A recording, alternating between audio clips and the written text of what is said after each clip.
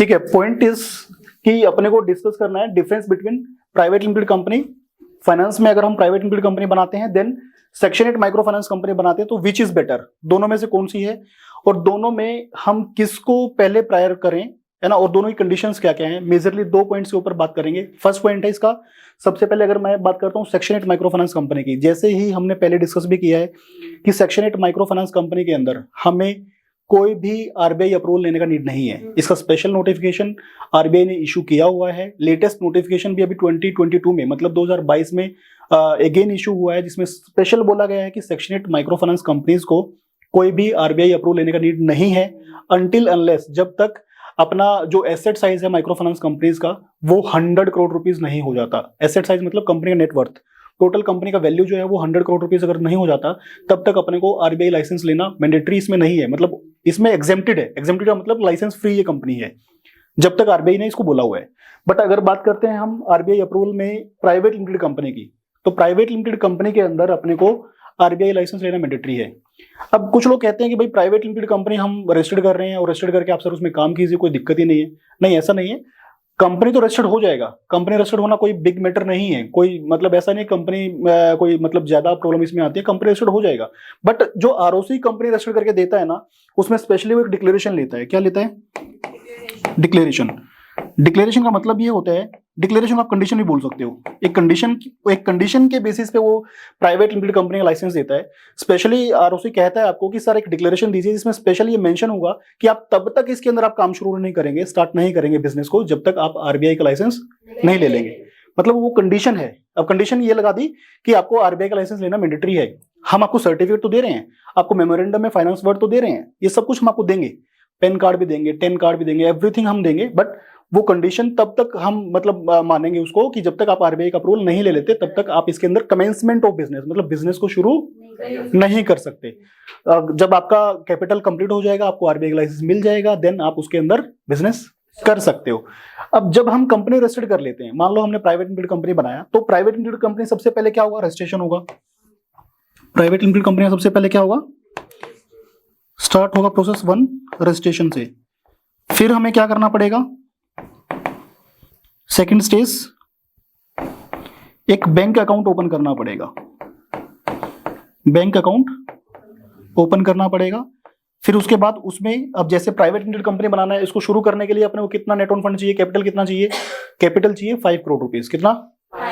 5 crore rupees. अगर आपका company north east region के अंदर रजिस्टर्ड हो रहा है, नॉर्थ ईस्ट का मतलब कुछ 7-8 स्टेट्स हैं जो नॉर्थ ईस्ट रीजन में आते हैं, है ना, तो जैसे मिजोरम है, मणिपाल है ना, इस तरीके के जो स्टेट्स हैं वो उसमें आते हैं। तो वो स्टेट्स में कैपिटल का रिक्वायरमेंट है 2 करोड़ रुपए। कितना? अदरवाइज 5 करोड़ रुपए। आप माइक्रो फाइनेंस में जाते हैं, फिर किसी भी एनबीएफसी में जाते हैं, तो आपको एटलीस्ट 5 करोड़ रुपीस का नीड पड़ेगा ही पड़ेगा, अगर आप नॉर्थ ईस्ट रीजन में कंपनी को रजिस्टर्ड नहीं कर रहे हैं।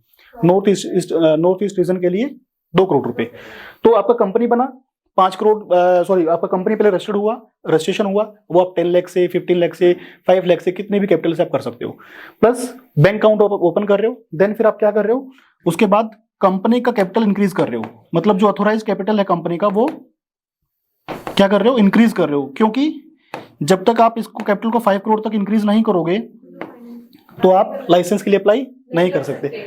फिर इस अकाउंट में, इस बैंक अकाउंट में आप वो पैसे डिपॉजिट कराओगे, 5 करोड़ रुपीस डिपॉजिट कराओगे। देन फिर आप क्या करोगे?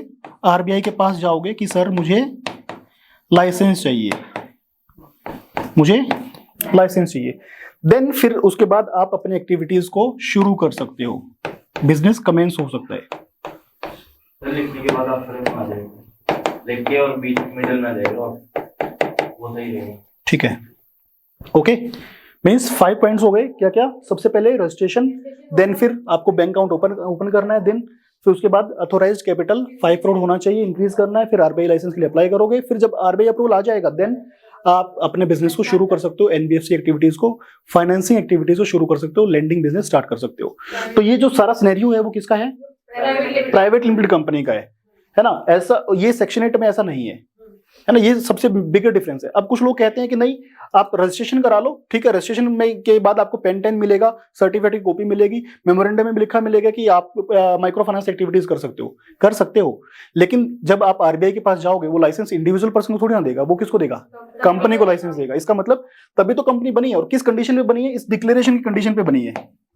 ये डिक्लेरेशन लगा है कि भाई आरओसी आपको सर्टिफिकेट और लाइसेंस तभी दे रहा है जब आप ये क्लियर कर रहे हो कि हम तब तक एनबीएफसी एक्टिविटी शुरू नहीं करेंगे, लैंडिंग एक्टिविटी शुरू नहीं करेंगे जब तक आप आरबीआई का अप्रूवल नहीं ले लोगे, है ना। कंपनी तो इसलिए पहले बन रही है क्योंकि बिना कंपनी रजिस्ट्रेशन के आपको आरबीआई का लाइसेंस किसके बेसिस पे मिलेगा, तो इसलिए कंपनी बनाना पहले जरूरी हो जाता है।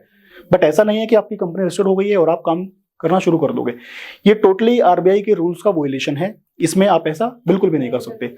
अब सेक्शन 8 माइक्रो फाइनेंस में क्या ऐसा पॉसिबल है? सेक्शन 8 में पहली बात तो आपकी कैपिटल की कंडीशन ही नहीं है।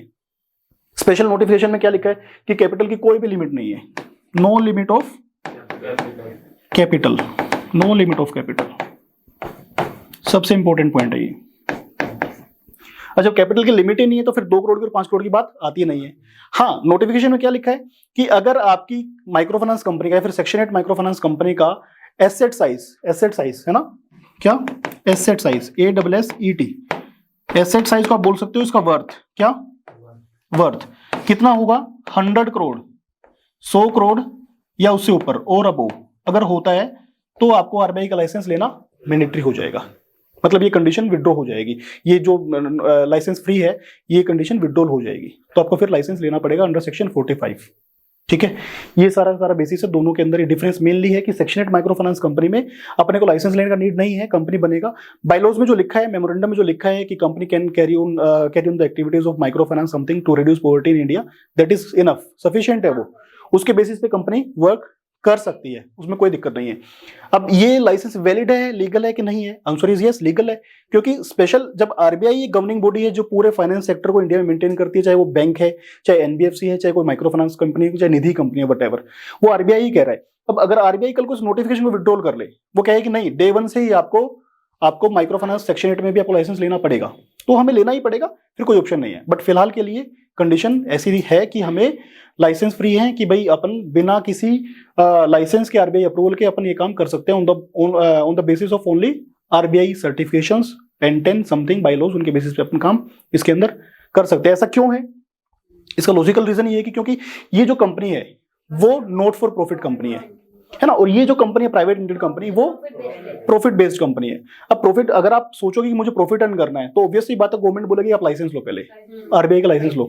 अगर आप बात करते हो सेक्शन 8 की, तो सेक्शन 8 नॉट फॉर प्रॉफिट है। अब नॉट फॉर प्रॉफिट में हम मतलब साफ साफ बायलॉज में लिखा होता है to reduce poverty in India, मतलब भाई पॉवर्टी को रिड्यूस करने के लिए गवर्नमेंट ने, एक आरबीआई ने ये स्पेशल आपको एक फैसिलिटी दे दी है कि आप जो भी मतलब पुअर पीपल हैं, अपना इकोनॉमिक सेक्टर को ग्रो करने के लिए आप ये फैसिलिटीज रखिए, ये ऑप्शन आपके पास है, ठीक है। हम इसमें प्रॉफिट विड्रॉल नहीं कर सकते क्योंकि ये प्रॉफिट मोटिव कंपनी है ही नहीं। अब बात आती है कि पैसे इसमें से कैसे विड्रॉल करें, किस हिसाब से अपन इसमें लोन दें, तो वही तरीका जैसे अपन ने पहले डिस्कस किया भी हुआ है कि ये कंपनी मतलब डायरेक्टर्स जो हैं इस कंपनी के, वो इस कंपनी को लोन देंगे एंड देन इस कंपनी से इंटरेस्ट चार्ज कर लेंगे। मतलब डायरेक्टर्स कंपनी को लोन दे रहे हैं, फिर कंपनी आगे कस्टमर्स को लोन दे रही है और कस्टमर्स से कंपनी इंटरेस्ट चार्ज कर रही है, देन फिर कंपनी डायरेक्टर्स को लोन दे रही है, इंटरेस्ट का पेमेंट कर रही है। तो ये सारा सिनेरियो किसके अंदर है? सेक्शन 8 माइक्रो फाइनेंस कंपनी के अंदर है। सो इसीलिए ये सक्सेस भी है और एक स्मॉल लेवल पे, एक स्टार्टअप लेवल पे इजी रजिस्ट्रेशन भी है और इजी ऑपरेशनल भी है। क्लियर? कोई डाउट ही नहीं इसमें तो, ठीक है। और क्या बताना है? सर वो नेम कहते कि नेम इसमें मतलब नहीं लगाना, फाउंडेशन माइक्रो फाइनेंस लगाना है, ठीक है, ठीक है। अब बात करते हैं उस टॉपिक की जिसमें ये क्लियर होता है कि भाई सेक्शन 8 कंपनी जब हम बनाते हैं तो इसके नेम के एंड में कौन कौन से वर्ड लगेंगे और मिड में भी कौन सा नेम यूज होगा एज पर दिस सिचुएशन। तो दोनों बातें डिस्कस करते हैं। सबसे पहले बात करते हैं प्राइवेट लिमिटेड कंपनी की। अगर हमें कोई प्राइवेट लिमिटेड कंपनी बनाना है तो उसमें अपने पास ऑप्शन है कि हम क्या कर सकते हैं, पीवीटी एलटीडी ये नेम रहेगा, ये नेम रहेगा। अगर हम बनाते हैं क्या micro finance company under section 8 तो नेम रहेगा क्या,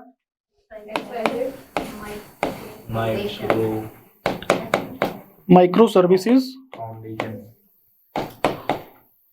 फाउंडेशन, ये नेम रहेगा। अब देखो यहां पे तो word private limited word used है, है ना, बट वहां पे फाउंडेशन वर्ड यूज्ड है। ऐसा क्यों? क्योंकि ये कंपनी तो प्रॉफिट मोटिव है ना, ये कंपनी प्रॉफिट मोटिव है, और जब कंपनी प्रॉफिट मोटिव होती है तो अपन पूरा वर्ड यूज कर सकते हैं पीवीटी एलटीडी, कोई प्रॉब्लम ही नहीं है, क्योंकि आप कंपनी प्राइवेट लिमिटेड बना रहे हो, या फिर लिमिटेड बनाओगे तो क्या होगा, XYZ फाइनेंस लिमिटेड, ठीक है। आप प्राइवेट लिमिटेड बना रहे हो तो 2 लोगों से बन जाएगी, और अगर आप लिमिटेड बना रहे हो तो वो 7 पीपल से बन जाएगी, 7 लोगों से बनेगी, क्लियर। लेकिन अगर आप सेक्शन 8 में बना रहे हो तो सेक्शन 8 का पहले रूल ये है कि जब भी आप कोई कंपनी बना रहे हो सेक्शन 8 में, वो नॉट फॉर प्रॉफिट है ना, नॉट फॉर प्रॉफिट है, तो इसका मतलब वो एक तरीके से आपका एनजीओ है, एक तरीके से आपका एनजीओ है, और वहां पे आपका फाउंडेशन वर्ड या फिर कोई एसोसिएशन वर्ड समथिंग आपको यूज करना ही पड़ेगा, कोई ऑप्शन ही नहीं है आपके पास। गवर्नमेंट ने रिलैक्सेशन दिया है कि जो एनजीओ बनाएंगे अंडर सेक्शन 8 या फिर कोई not for profit company register करेंगे, तो आप पीवीटी एलटीडी को हटा करके आप फाउंडेशन वर्ड या फिर एसोसिएशन वर्ड यूज करेंगे, तो ये तो ऑप्शन ही खत्म हो जाता है कि ये वर्ड क्यों यूज हो रहा है, क्लियर, क्योंकि ये तो रूल है, रूल तो अपने को फॉलो करना ही पड़ेगा। हाँ, फाउंडेशन अगर आपको लगता है कि ये एनजीओ टाइप है तो आप एसोसिएशन वर्ड यूज कर सकते हो, एसोसिएशन जो वर्ड है वो इजी है और एक तरीके से ग्रुप एसोसिएशन का वर्ड वो काम करता है, तो एसोसिएशन वर्ड यहाँ पे परफेक्ट बैठता है अगर आप section 8 micro finance company registered करते हो तो, ठीक है। अब बात करते हैं माइक्रो सर्विसेज वर्ड, यहाँ पे फाइनेंस वर्ड यूज क्यों नहीं हो रहा है ना, क्योंकि यहाँ पे तो फाइनेंस वर्ड यूज हो रहा है, यहाँ पे क्यों नहीं हो रहा है। अब देखो ये डिपार्टमेंटल पॉलिसीज हैं, मैं बात करता हूँ आरओसी की, तो आरओसी की खुद की इंटरनल पॉलिसीज हैं कि हम कंपनीज में फिलहाल के लिए अभी सर्विस मतलब फाइनेंस वर्ड नहीं देंगे, सर्विसेज वर्ड दे देंगे, माइक्रो वर्ड दे देंगे, इस तरीके के वर्ड्स दे देंगे, लेकिन हम फाइनेंस वर्ड उसके अंदर नहीं देंगे। कौन कौन से वर्ड नहीं देंगे? फाइनेंस वर्ड नहीं देंगे फर्स्ट, दूसरा क्रेडिट वर्ड नहीं देंगे, तीसरा कैपिटल वर्ड भी नहीं देंगे, तो इस तरीके के वर्ड्स वो नहीं अलाउ कर रहे हैं, ये इंटरनल पॉलिसीज हैं, है ना। हालांकि जो मेन डिपेंड करता है वो हमारा होता है एमओए, क्या MOA, memorandum of association, memorandum of association से ही कंपनी ऑपरेट होती है। ये कंपनी फाइनेंस सेक्टर में वर्क कर सकती है कि नहीं कर सकती, वो टोटली डिपेंड करेगा किसके ऊपर, मेमोरेंडम के ऊपर। अगर मेमोरेंडम में स्पेशल फाइनेंसिंग के बारे में लिखा हुआ है, क्लियर कट लिखा हुआ है, अगर क्लियर कट लिखा हुआ है कि आप फाइनेंस का काम कर सकते हैं तो आप कर सकते हैं, ठीक है। तो ये सारा डिपेंड करेगा किसके ऊपर, मेमोरेंडम पे। तो फाइनेंस एक्टिविटीज का लिखा होना जरूरी है, मस्ट है। अगर नहीं लिखा मेमोरेंडम के अंदर तो वो कंपनी काम नहीं कर सकती। अब हमें पता है कोई फूड मेकिंग कंपनी जैसे पार्लेजी है, वो बिस्किट बनाती है, तो हमें पता है वैसे तो मार्केट ही उसकी इतनी है कि वो हमें क्लियर है कि अंडरस्टूड है कि वो बिस्किट मेकिंग कंपनी है, फूड मेकिंग कंपनी है। लेकिन क्या पार्लेजी आज की डेट में शूज बना सकती है? आंसर इज नो, नहीं बना सकती। रीजन बीइंग क्योंकि मेमोरेंडम में उससे क्लियर नहीं है बात। अगर मेमोरेंडम में क्लियर होगा तो वो, अगर उसके नेम के मान लो उसके नेम के मिड में, जैसे यहाँ पे माइक्रो सर्विसेज वर्ड है, पार्लेजी के नेम के मिड में फूड्स वर्ड ना हो, तो क्या वो फूड वाला काम कर लेगी, ऑपरेशन कर लेगी? क्यों? क्योंकि उस मेमोरेंडम में लिखा हुआ है। क्लियर? मेमोरेंडम में लिखा रहना कंपलसरी। हाँ, एक कंपनी में बनाता हूँ, उसका नाम है XYZ प्रोडक्ट्स पीवीटी एलटीडी या फिर प्राइवेट लिमिटेड, कंप्लीट लिख लेते हैं। ये कंपनी मैंने बनाई और इस कंपनी के अंदर मैं काम कर रहा हूँ फूड का। अब यहाँ पे नेम में क्या क्लियर हो रहा है? प्रोडक्ट्स, लेकिन मैं यहाँ पे मेमोरेंडम में क्या लिख रहा हूँ? फूड। तो ऑब्वियसली बात है मैं फूड से रिलेटेड वर्क करूंगा। यहाँ पे मैटर नहीं करता कि क्या लिखा हुआ है, बट क्वेश्चंस क्या आता है कि भाई जब तक नाम में आप माइक्रो सर्विसेज वर्ड लिखा है, कस्टमर को कैसे पता चलेगा कि ये कंपनी फाइनेंसिंग कंपनी है? ये इंपॉर्टेंट पॉइंट है। लेकिन उसके लिए अपने पास सॉल्यूशन क्या है कि हम उसका क्या करा लें? ट्रेडमार्क करा लें, TM। मतलब हमने कंपनी बनाई XYZ माइक्रो सर्विसेज फाउंडेशन या एसोसिएशन के नेम से, हम क्या करा रहे हैं? उसको ट्रेडमार्क करा रहे हैं, है ना। अब ट्रेडमार्क में हम क्या वर्ड यूज कर लेंगे? XYZ micro finance. ट्रेडमार्क में ले सकते हैं। यस, ट्रेडमार्क में हमें नाम मिल जाएगा, क्योंकि ट्रेडमार्क एक दूसरी बॉडी है, मतलब वो डिफरेंट बॉडी है, तो डिफरेंट बॉडी उसको अलाउ कर रही है, तो यहाँ पे हम वर्ड यूज कर सकते हैं, हाँ जी, XYZ माइक्रो फाइनेंस करके हम यूज कर सकते हैं। और ये XYZ माइक्रो फाइनेंस हम सारे होर्डिंग्स पे, बैनर्स पे, लेटर हेड्स पे, एवरीथिंग हम इसको यूज कर सकते हैं। अपने बैनर्स पे जो हमारा साइन बोर्ड है उसके ऊपर, जो हमारा ऑफिस है या फिर शो पे जो भी है उसके ऊपर हम मेंशन कर सकते हैं XYZ माइक्रो फाइनेंस। अब जब हम XYZ micro finance word use करेंगे तो उसके अंदर एक लाइन छोटा सा लिखेंगे जिसमें लिखेंगे अ यूनिट ऑफ, जैसे मान लो हमने लिखा XYZ, यस, जैसे अपना वकील करो लिखा हुआ है XYZ माइक्रो फाइनेंस, यहाँ पे आप छोटा सा लिखो a unit of XYZ micro services association, बस। अब ऐसे करके आप कहीं भी यूज कर सकते हो, कोई दिक्कत ही नहीं है। क्लियर? तो ये तो नाम का इशू है, नाम का कोई इतना बड़ा इशू, बिग इशू नहीं है। आपको नेम का सॉल्यूशन यहाँ पे आपको ट्रेडमार्क दे ही रहा है, तो ये आपका सॉल्यूशन हो ही रहा है, बाकी आपको मेमोरेंडम में मिल ही रहा है। जो मेन थिंग है वो ये है कि आपको यहाँ पे आरबीआई लाइसेंस लेने की नीड नहीं है।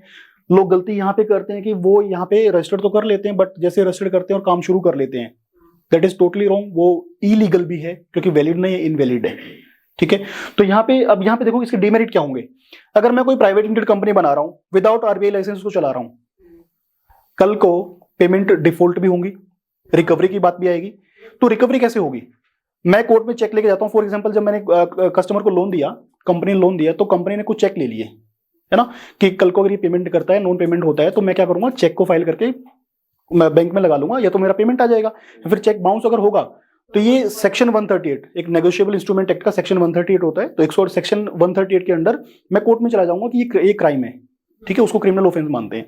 तो जब मैं कोर्ट में जाऊंगा तो कोर्ट मेरे से पूछेगी कि आपके पास लाइसेंस है, तो मेरे पास आंसर ही नहीं कि मेरे पास लाइसेंस है, क्योंकि हमें पता है इस बात का, लीगल एक्शन नहीं ले सकते, क्योंकि हमें ये पता है बात का कि हमारे पास आरबीआई लाइसेंस नहीं है। और सेक्शन 8 में क्या हम ये कर सकते हैं, रिकवरी कर सकते हैं, इट इज पॉसिबल, बिकॉज वहां पे स्पेशल आरबीआई ने अपना नोटिफिकेशन इशू किया, इन राइटिंग लिख के दिया हुआ है कि आपको हमारे लाइसेंस की जरूरत ही नहीं है।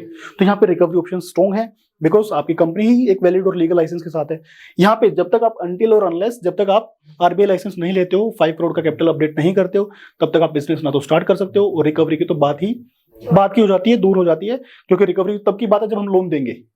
ठीक है, तो ये सारा सिनेरियो ऐसे। अच्छा, एक खास बात इसमें ये भी है कि अगर हम प्राइवेट लिमिटेड कंपनी बनाते हैं, हम सारी फाइलिंग करते हैं, अब इंडिविजुअल पर्सन की रिटर्न फाइल होंगी, कंपनी की रिटर्न फाइल होंगी, हम उसमें मेंशन नहीं कर सकते। पहली बात तो हम रिटर्न फाइल ही नहीं कर सकते।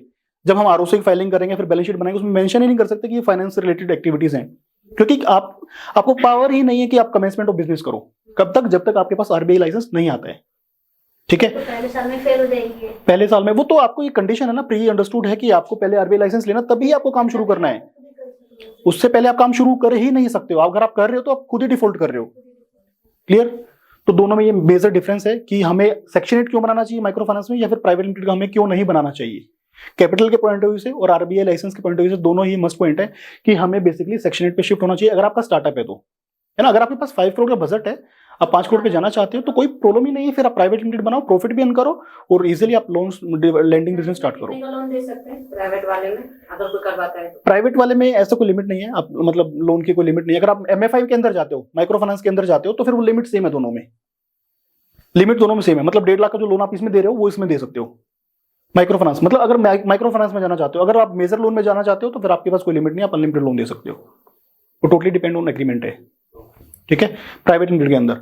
बट उसमें वो माइक्रो फाइनेंस के लिए ही है, तो उसमें आपका 1.5 का जो लिमिट है वो लिमिट ही है। वो हाउस होल्ड इनकम के ऊपर डिपेंड करता है, बट मैक्सिमम लिमिट इज 1.5। क्योंकि हाउस यहाँ पे हाउस होल्ड इनकम का मतलब क्या है कि हाउस का जो इनकम है, उनका जो इनकम है वो उसका वो 3 लाख अगर है, उसी को वो लोन मिलेगा। तो 3 लाख का हाफ कितना होता है? 1.5। ठीक है, तो 1.5 लाख का वो लिमिट ऐसे आता है, क्योंकि 50% तक आप उसमें लोन दे सकते हो। सिक्योर लोन भी दे सकते हैं क्या? नहीं, आप माइक्रो फाइनेंस में अनसिक्योर लोन ही दे सकते हो। सिक्योर लोन का इसमें सेक्शन 8 में प्रोविजन नहीं है। ठीक है, और कोई क्यूरी इसको लेकर के, कोई भी क्यूरी, छोटी बड़ी कोई भी क्यूरी?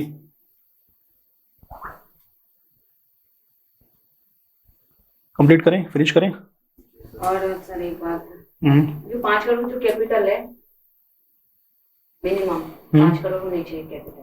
यस, अगर आपको प्राइवेट लिमिटेड कंपनी ओपन करना है तो मिनिमम कैपिटल को हम नेट ओन फंड बोलते हैं। क्या बोलते हैं? Word is net owned, OWNED fund, FUND, है ना। इसमें आपका क्या क्या इंक्लूड होता है? एक तो कैपिटल प्लस आपका प्रॉफिट। अब शुरू में तो कंपनी बनती है, प्रॉफिट होता ही नहीं है, और माइनस लॉसेस, ये राउंड फिगर में बता रहा हूँ आपको, लॉसेस। तो ये चीज होता है। अब शुरू में तो आपका कंपनी बनता है तो प्रॉफिट कुछ होता ही नहीं है, डे 1 पे क्या प्रॉफिट होगा? कुछ भी नहीं, और लॉसेस भी नहीं होते। तो ये चीजें तो आप छोड़ दो। तो इसका मतलब टोटली आपका डिपेंड हो गया कैपिटल के ऊपर। और कैपिटल का मतलब यहाँ पे paid up capital. Paid up capital का मतलब जो आप बैंक में पैसा जमा कराओगे वो कितने कटते हैं इसमें सर? कितने कटते हैं? 5 करोड़ रुपीज। 5 करोड़ होना चाहिए ना आपका कैपिटल, 5 CR होना चाहिए। ये कैपिटल आपका 5 CR होना चाहिए। और जब आप कंपनी रजिस्टर्ड कर रहे हो ना, तो 5 करोड़ नहीं, आप उसको कम से कम 5 करोड़ 25 लाख 30 लाख के आसपास पैसा जमा कराओ, क्योंकि जो कंपनी रजिस्ट्रेशन में जो कॉस्ट है वो भी उसमें इंक्लूड होता है। ठीक है, तो 5 करोड़ 25 30 लाख 40 50 लाख, मतलब 5.5 करोड़ रुपए तक का बजट बना के रखो अगर आपको कंपनी ये स्टार्ट करना है प्राइवेट लिमिटेड में, माइक्रो फाइनेंस में, फिर फाइनेंस में। क्लियर? इसके लिए ऐसी कोई रिक्वायरमेंट है ही नहीं, जैसे मैंने अभी आपको बताया। क्लियर? और कोई डाउट? डन करें? ठीक है।